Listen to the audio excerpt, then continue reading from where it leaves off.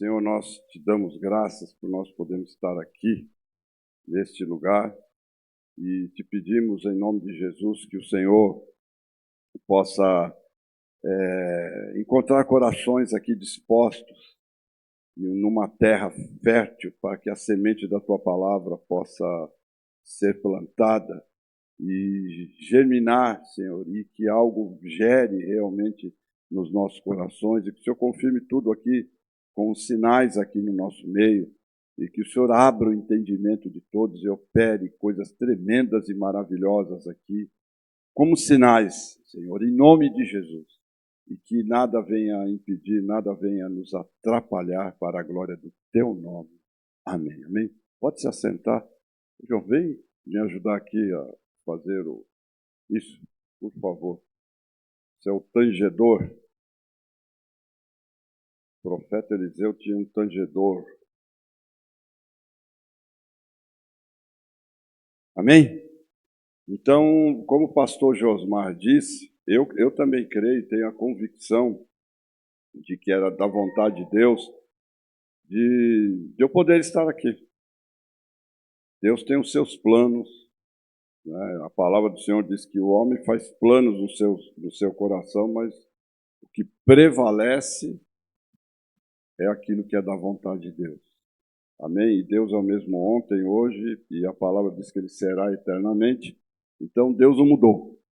Ele continua sendo o mesmo, Deus do Velho Testamento, o Deus do Novo Testamento. Ele é o mesmo Deus agindo, operando da mesma forma como Ele fazia, digamos assim, no passado.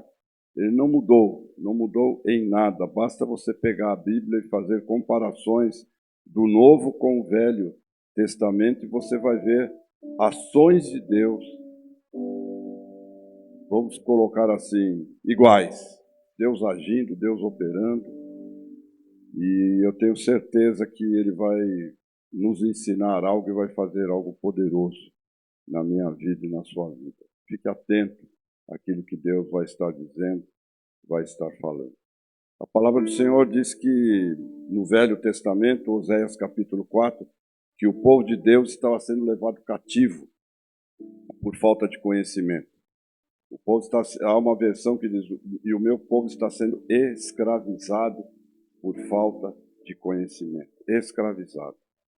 Aí Jesus vem e diz a mesma coisa, praticamente a mesma coisa. Vocês erram porque vocês não conhecem as Escrituras e nem o poder de Deus. Mesma coisa. No Velho Testamento, falando sobre escravidão. O meu povo está sendo escravizado, está sendo levado cativo por falta de conhecer. E é real, é verdadeiro, porque se não houver conhecimento, se nós não conhecermos realmente ao Senhor e temos o conhecimento da palavra, nós seremos escravizados por quem? Por Satanás. E ficaremos presos a coisas que muitas vezes nós achamos que é comum, que é normal, mas que diante de Deus não. E aí eu fico preso, eu fico escravo por falta de conhecer. E Jesus disse que se eu conhecesse a verdade, eu seria liberto. E conhecereis a verdade, e a verdade vai te libertar. E a verdade vai te libertar. A mentira escraviza, e a verdade liberta. Então existe uma necessidade muito grande da palavra, de ter interesse pela palavra, de conhecer a palavra. Muitos gostam do mover de Deus, eu também gosto. Amo a presença, amo o mover do Espírito. Mas há uma necessidade da palavra, de conhecer a palavra. Eu amo louvor, gosto de louvar. A palavra diz que Deus habita no meio dos louvores, não de qualquer louvor, mas de um louvor sincero, não de um cântico, mas de algo que sai de dentro do nosso ser. Não é somente cantar uma letra ou uma canção, mas é a expressão do meu ser aí. E quando isso acontece, ele vem. E você vê isso na Bíblia. Aí realmente ele vem naquele naquele louvor que está sendo ali oferecido para ele. Eu gosto disso. Mas a palavra, o próprio Senhor, ele diz que nem só de pão viveria o homem, está lá em Deuteronômio 8, nem só de pão viveria o homem, mas de toda a palavra que saísse da boca de Deus. E Jesus fala isso a Satanás, quando ele está sendo provado, quando ele está sendo testado no deserto, lá em Lucas 4, Mateus 4, ali Jesus chega e ele fala isso para Satã: nem só de pão irá viver o homem, mas de toda a palavra que sair da boca de Deus. Então, a palavra é que me alimenta, a palavra é que me traz vida, é a palavra de Deus. Então, existe a necessidade de nós conhecer. Nós não podemos viver só de movimentos, nós não podemos viver de tantas coisas que muitas vezes está nas igrejas. Nós precisamos da palavra, nós precisamos conhecer a palavra.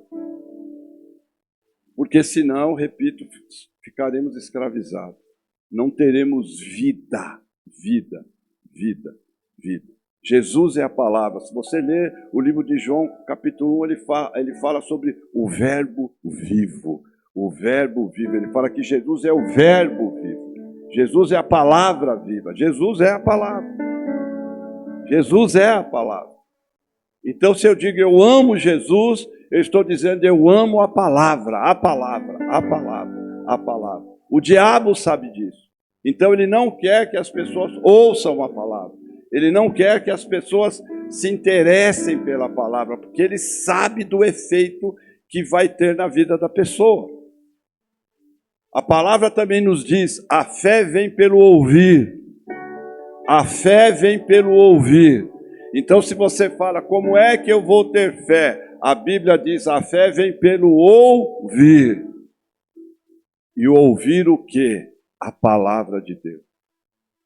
Mas a questão do ouvir, entenda bem, e é sobre isso que nós vamos iniciar aqui, que está em Mateus capítulo 13, para você entender o que é ouvir, o que a Bíblia fala, qual é o significado de ouçam, qual é o significado de ouvir, Mateus capítulo 13, vamos ler ali do versículo 14, está escrito assim, versículo 13: por essa razão eu lhes falo por parábolas, Mateus 13, 13, porque vendo eles não veem, e ouvindo não ouvem e nem entendem.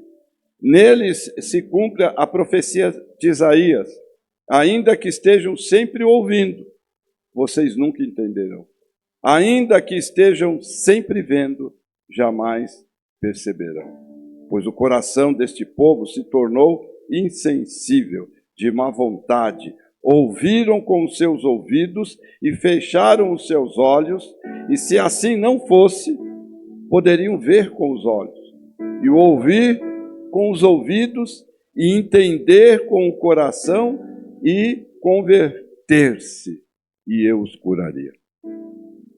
O tema é renovados. Renovados.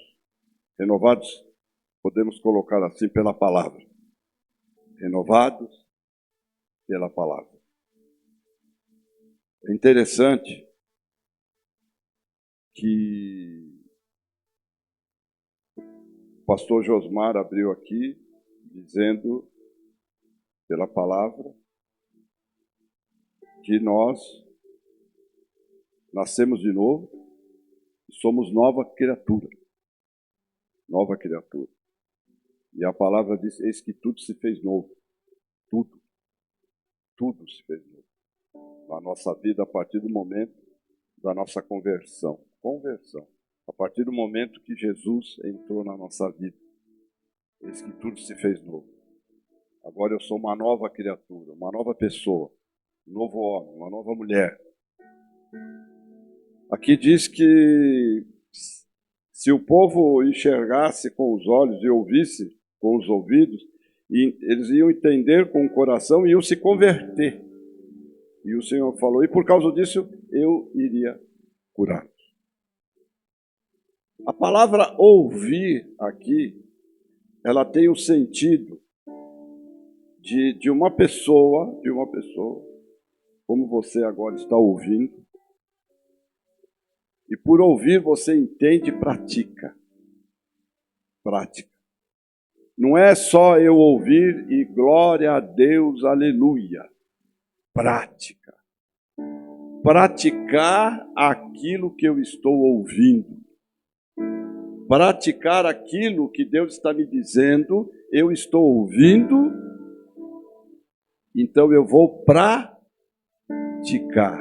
Praticar. E isso é claro em Deuteronômio 28. Se vocês me ouvirem, ela está dizendo, se vocês me ouvirem e me obedecerem, vocês me ouvem e obedecem. Obediência é prática. A prática é o exercício da fé. Ou seja, eu faço porque eu creio. Eu faço porque eu creio. Então eu posso estar anos na igreja, eu posso ser apóstolo, pastor, mestre, seja o que for. Se eu não praticar a palavra, não vale nada. Lá no livro de Tiago diz, não sejam somente ouvintes, mas sejam praticantes da palavra. Eu posso ouvir agora, dar glória a Deus, aleluia, orar em línguas, pular, rolar, saltar, sei lá eu o que for. Eu posso ir em seminário, posso ir no encontro, posso ir aonde for. Se eu não praticar, não vai adiantar de nada. Não vai adiantar de nada. Eu vou ser simplesmente um ouvinte. E a minha vida vai continuar do mesmo jeito, da mesma forma. Por isso que muitas vezes a gente não entende na vida de algumas pessoas por que elas continuam do mesmo jeito. Por que elas estão anos na igreja. Por que ela é líder, ou seja, ela for há anos e não muda. Mesma coisa. O caráter é o mesmo da velha vida. Ações e atitudes iguais da vida antiga. Não prospere em nada, financeiramente, profissionalmente, na sua empresa, seja o que for, no ministério, não prospera. Não dá fruto. Não dá fruto. Por quê? E aí você passa a entender que são pessoas que não praticam a palavra. Jesus está dizendo o que foi dito pelo profeta Isaías. Ainda que estejam sempre ouvindo, vocês não vão entender. Por quê que não entende? Porque não pratica, pastor Jô. A gente só passa a entender algo quando existe a prática.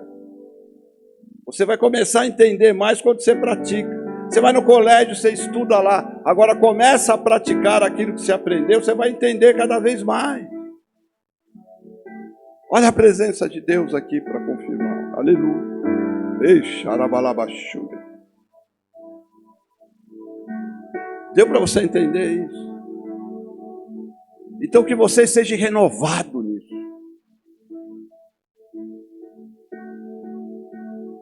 Para que a sua vida realmente seja diferente. Seja realmente transformado. Para que você possa começar a ouvir e a entender as coisas e a praticar aquilo que Deus diz, aquilo que Deus fala. É tão interessante que quando você lê o livro de Ezequiel, capítulo 37, é fantástico, né? Porque Deus chega para o profeta Ezequiel e manda o profeta Ezequiel falar com ossos. Leva ele diz que ele levou em uma visão num vale de ossos, esqueleto. Só que os esqueletos não estavam inteiros, eles estavam espalhados.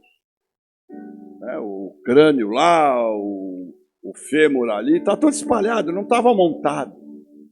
Já o esqueleto montado. Era um vale de ossos, só que diz assim, sequíssimo. Sequíssimos é mais do que seco. Um dia eu orando e andando na rua e falando com Deus e orando e de repente Eu falei assim, o que é osso sequíssimo? Aí Deus me deu uma visão, foi interessante, eu vi rapidamente, né, a gente sempre pega osso de galinha e joga, às vezes pessoa, né, joga o osso da galinha, e ele fica ali molhadinho, não fica? Por causa do quê? Da gordura. Mas quando aquela gordura sai, o que ele fica? Sequíssimo. Aleluia. E aquele osso sequinho, sequíssimo da galinha chega até a quebrar. Porque não tem óleo. Porque não tem óleo. Tem crente que é assim, que não tem óleo, não tem unção. Ele está sequíssimo. Secou, sequíssimo. Sequíssimo. E aquele vale era um vale de morte. Não era um vale de vida, era um vale de morte. E Deus pega e fala para o profeta que aquela visão que ele estava tendo era como ele estava vendo o povo dele. Porque está escrito lá que o povo de Deus estava dizendo assim, a nossa esperança foi embora. A nossa esperança foi embora. E nós estamos nos sentindo mortos. E Deus olha para o povo e vê o povo naquela condição e vê, o meu povo está assim, desse jeito. Porque quando a esperança vai embora, você pode ter certeza. A esperança foi, acabou, querido. Você não vai ter mais esperança de nada. Você não vai esperar mais nada de Deus. Você não vai esperar mais nada de ninguém. Você não vai esperar que as coisas podem ser mudadas, transformadas. Você está sem esperança. Você não vai esperar nada. Você vai esperar só coisa ruim. Você não vai, a coisa ruim você vai esperar, mas a coisa boa não. Porque morto só espera coisa ruim. Quem não ouve a palavra e não pratica, é assim, só espera coisa ruim. Está dentro de uma situação difícil, ela só espera coisa ruim, ela não tem aquela esperança que Deus vai agir e vai transformar. Ela não tem vida, ela não dorme à noite. Ela está nervosa, ela está com as suas emoções abaladas. Aí ela chega a um ponto da depressão, de tomar remédio para depressão e remédio para dormir. Crente que vai no culto, que faz encontro, que vai para seminário, que faz teologia. Deu para entender? É assim. Então são diversas pessoas que estão desse jeito, dessa forma. E Deus olha e vê o povo desse jeito e mostra o vale e fala, isso aqui é meu povo, ó, isso aqui é o meu povo. Meu povo está assim. Aí ele chega, porque Deus tem um propósito. Assim diz o Senhor. Eu quero renovar a fé de pessoas hoje aqui. Aleluia.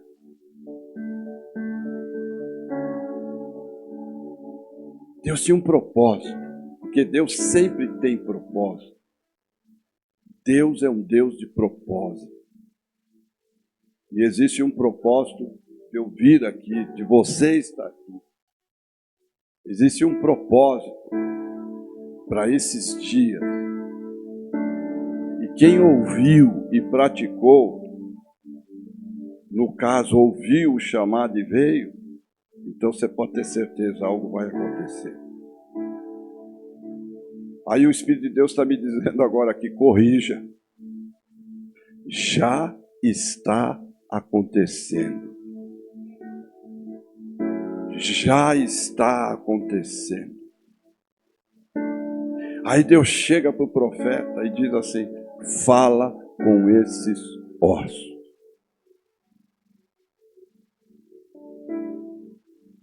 Eu sempre digo que Ezequiel foi um pregador, pregou para ossos, pregador de ossos. Tem gente que quer pregar, pastor Josmar, mas não quer pregar para osso. O profeta não se recusou a pregar para osso. Tem gente que tem chamado e se recusa. Deus está mandando dizer isso aqui. Se recusa até para pregar para uma pessoa. Uma pessoa não. 2 não, 3 não. Eu preciso pregar para 100, para 200, para 300, 500, 1000. 1, 2 não.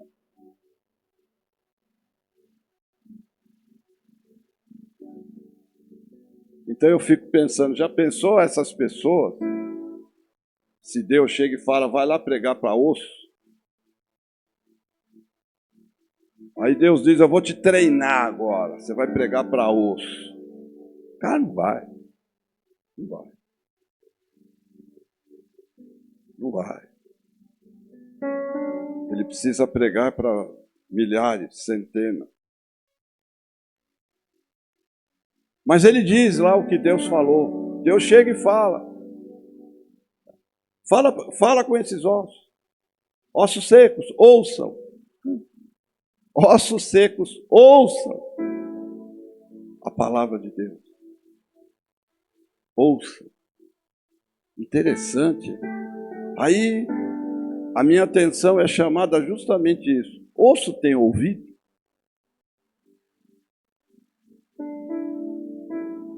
Osso não tem orelha. Não tem. Mas por que Deus falou? Fala para os ossos ouvirem.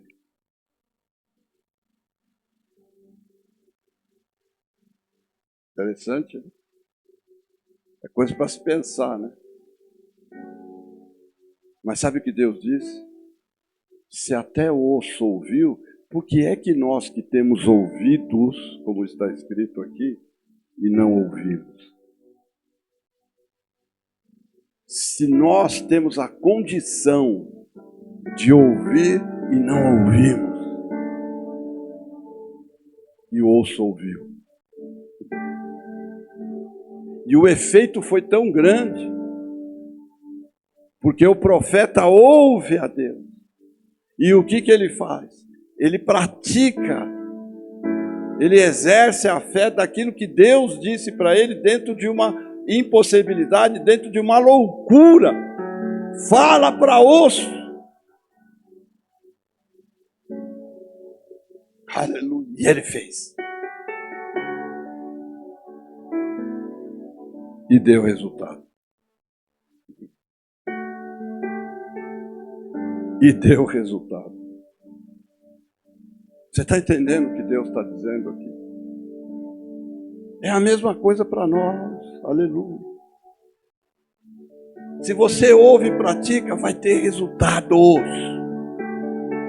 Por quê? Porque Deus está te vendo, Deus está me vendo e vendo que nós temos fé. E a palavra do Senhor diz que sem fé é impossível agradá-lo.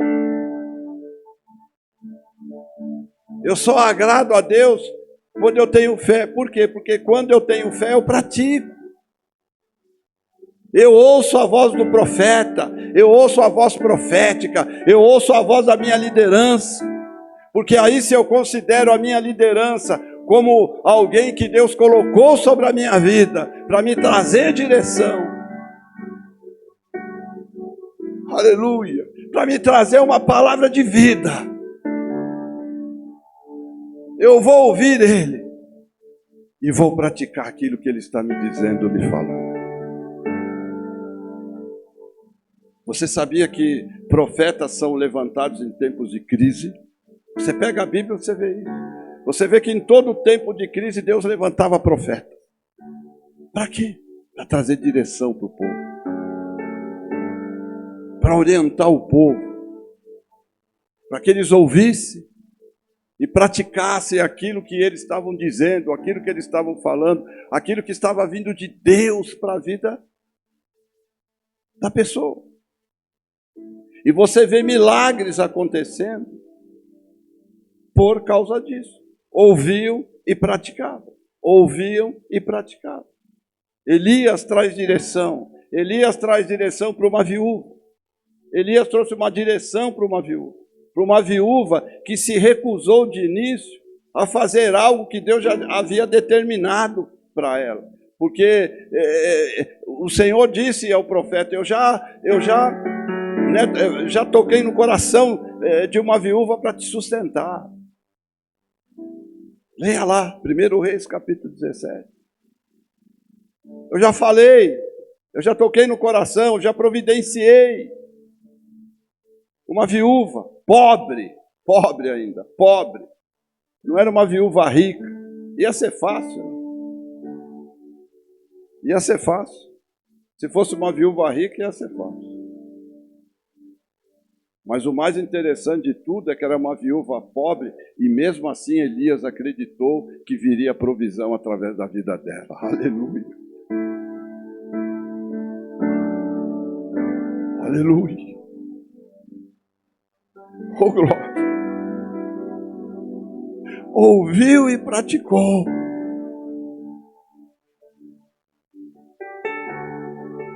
Mas você vê a resistência. Eu comentava isso no carro com o pastor Josmar e com a pastora Silmar na vinda para cá. Houve uma resistência. Deus falou, eu já providenciei, eu já falei com a mulher, mas quando Elias chega lá, houve a resistência do medo. Mas eu já não tinha falado com ela. Então ela teria que fazer ali. Não, mas houve uma resistência. Quando Elias pede aquilo que para ela era importante. Que para ela era algo que se ela liberasse, se ela desse, ia fazer falta. E muito mais do que isso, ela ia morrer. Então, houve a resistência. Houve a resistência. Mas o profeta, ele foi levantado justamente para isso.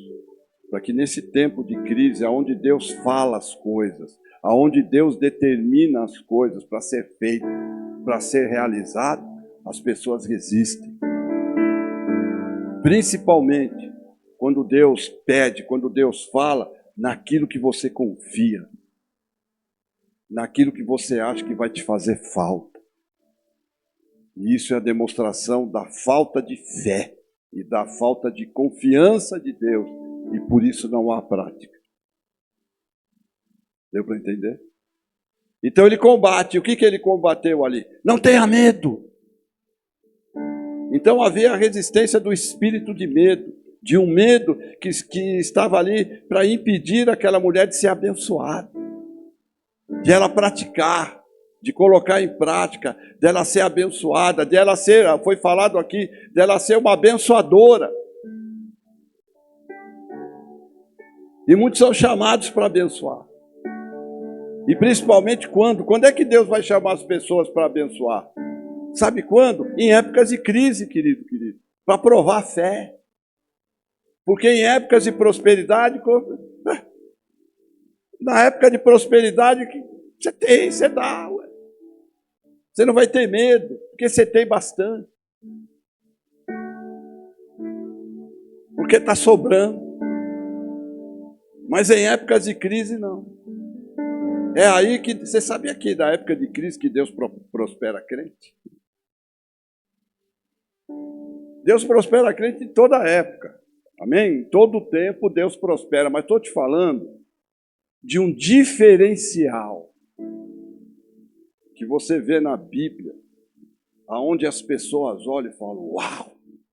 O que é que essa pessoa tem?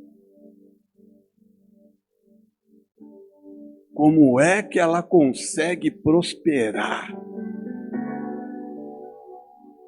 em tempos difíceis?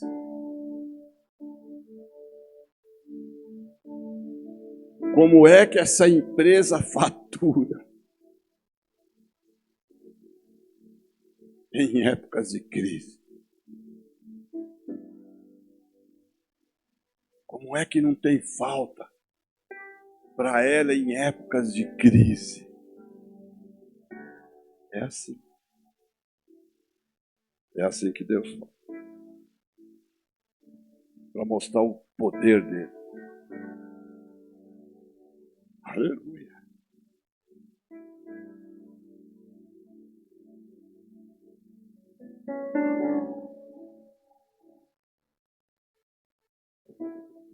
Pastor, vem cá. Vem cá. Seu.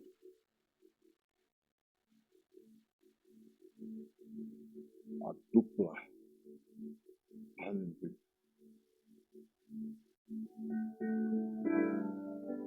Pega na mão dele. Pega na mão dele. Aleluia. Vocês são mais que vencedores em Cristo. E assim diz o Senhor. Um ciclo está terminando hoje.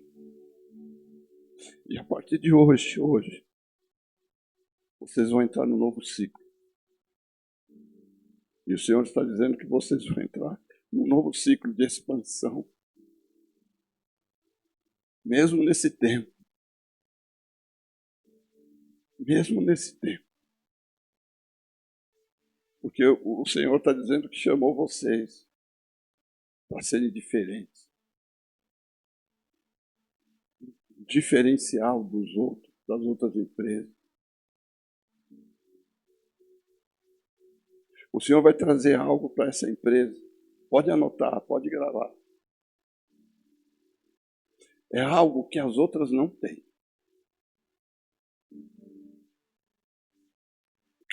O Espírito Santo está dizendo, é uma ideia. Pode ser até dizer assim, um produto novo. Que vocês vão iniciar. Os outros podem até copiar lá na frente, não importa. Não importa que vocês iniciaram. Mas eles não vão conseguir fazer como vocês fazem. Sabe quem foi assim? Isaac. Gênesis capítulo 26. Que prosperou numa terra onde tantos tentaram fazer algo, ninguém conseguiu. Isaac, por ouvir a Deus, obedecer a Deus e praticar. Isaac, não vá, não sai dessa terra, fica aqui, me obedeça. Ele pratica e faz.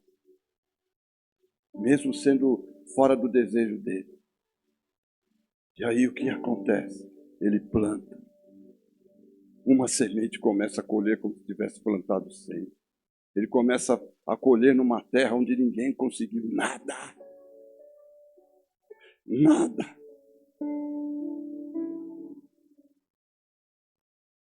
E essa unção, diz o Senhor, está sobre vocês. E ela toca vocês agora. Oh, aleluia, ela toca em vocês agora. Aleluia. Ela está tocando em vocês agora. Que tremendo, igreja. O espírito da profecia. É tremendo isso. Aleluia. Algo está acontecendo. Você tem que crer. A palavra diz que a gente não caminha pelo que a gente vê. Porque quem caminha pelo que vê não tem fé. Caminha pelo natural. A pessoa só consegue caminhar e glorificar a Deus e achar que as coisas vão acontecer por aquilo que ela está vendo. Mas a palavra diz que nós caminhamos por aquilo que não estamos vendo, mas cremos. E é assim que a gente vai ver resultados. É assim que se vê resultados em ministérios. É assim que se vê resultados na área profissional. É assim que se vê resultados. Aleluia. Algo está acontecendo. Algo está acontecendo. Algo está acontecendo aqui. Deu resultado. Temos ouvido. Podemos ouvir. Aleluia. Permaneçam aí. Permaneçam aí. Eu já estou quase encerrando para nós orarmos aqui.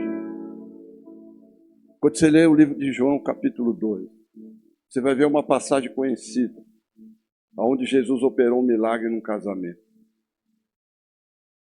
A palavra do Senhor diz que faltou vinho. Faltou o vinho.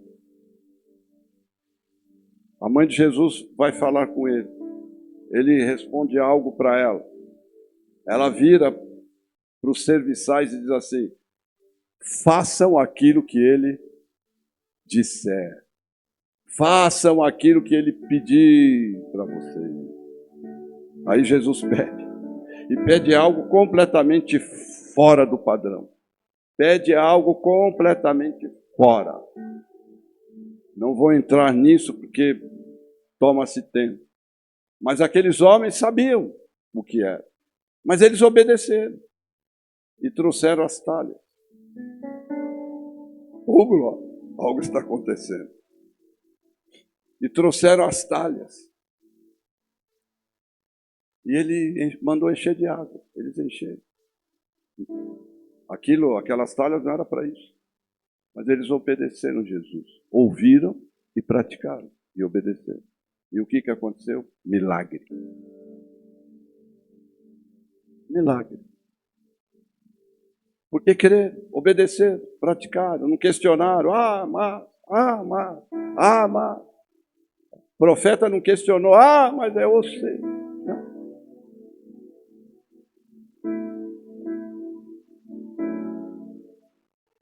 A mulher resiste, o profeta repreende o medo cai por terra, ela abençoa, ela faz aquilo que foi pedido para ela fazer, e o que aconteceu? Milagre.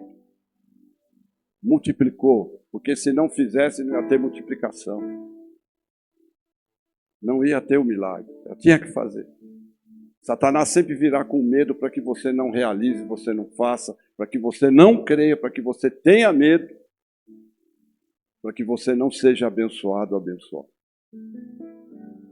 Por não praticar.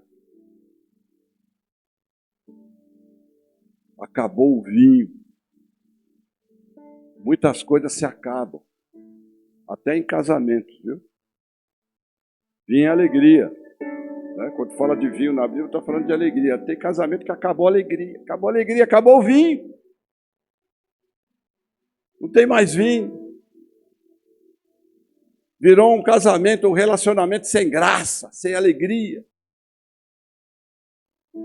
Infelizmente, muitos casais de liderança na igreja, casamentos estão assim. Acabou o vinho.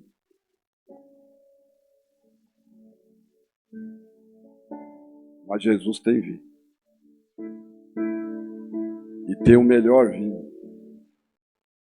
Porque diz que o vinho do milagre que ele operou foi o melhor. O melhor. O melhor. E ele pode trazer esse vinho de novo hoje aqui para você. Mas não é só isso. De repente algo acabou na sua vida. No seu casamento, algo acabou na sua vida espiritual. Não existe mais. De repente não existe nem mais alegria de servir a Cristo, alegria de vir um culto. Alegria de praticar a palavra, de louvar, alegria de servir, acabou. Antes você tinha, de repente acabou. Acabou a oração, acabou a adoração, acabou o louvor. Acabou. Mas nessa noite,